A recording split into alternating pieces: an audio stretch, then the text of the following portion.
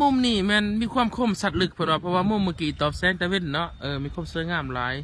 อันนี้แมันการเอากุ้งฝอยเพิ่นว่าจากพี่มือที่เดินทางมาจากทางใต้ของพวกเฮาเพิ่นว่าเนาะส่วนด้านขวาก็เป็นเอกส่วนด้านซ้ายเป็นเหย้าเพิ่นนั้นเนาะกับบ้านไกลเคียงกันเพิ่นว่าทางใต้ของพวกเฮาแต่ว่าสิได้หรือบ่ได้เบิ่งนํกันเนาะส่วนเจ้าภาพมื้อนี้ก็แม่นไอ้กุยเนาะคนรอคนเดิมแต่อ้ายกล่องเวลาปีนกล่องใส่แล้วปีนหลังใส่เลิศเพิ่นว่าเนาะบ้านนอกขอกหน้าเฮาเองเพิ่นว่า ส่วนซ้อนทำอิฐกับเบิ่งเอ้าเนาะพี่น้องเนาะคล้ายๆกับ60-70เพิ่นว่าเองเด้อเพิ่นว่าจะคล้องน้องเพิ่นเนาะแต่ว่าก็หลายสมควรแต่ว่าสุดนี้ก็สิลองให้เบิ่งนํกันว่าสิได้หรือบ่ได้เบิ่งเอาเด้อสถานที่ก็แม่นบ้านเมืองช่องเนาะกรมอุดมสมบูรณ์บ่ธรรมดาเพิ่นน่ะเนาะเบิ่งนํกันสำหรับสร้างภาพนี่ก็พยายามสุดขีดเพื่อให้เห็นภาพที่งามเนาะได้หรือบ่ได้เพิ่นว่า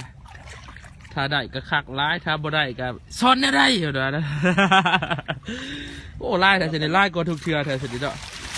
หลังนี้จเวียกงานเรื่องของมันมื้อนี้กินกุ้งเต้นกับเพิ่นว่าเนาะ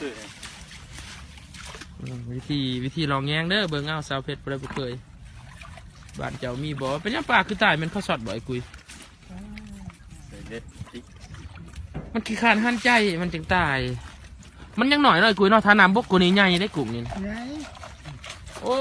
เนาะอุดมสมบูรณ์แท้ๆบ้านเฮาพุ่นน่ะเนาะเบิ่งเก็บกระปุกออกก่อนพุเบิ่งน้ำกันเด้อบ้านเจ้ามีบ่ บ่ธรรมดาก้อยเพิ่นนะมันถือก่อนเด้อบ่ธรรมดาเพิ่นว่า3 คน4ทั้งมือกล่องเพิ่นว่าเนาะเราข้าวน้อยๆเพิ่นว่าเนาะ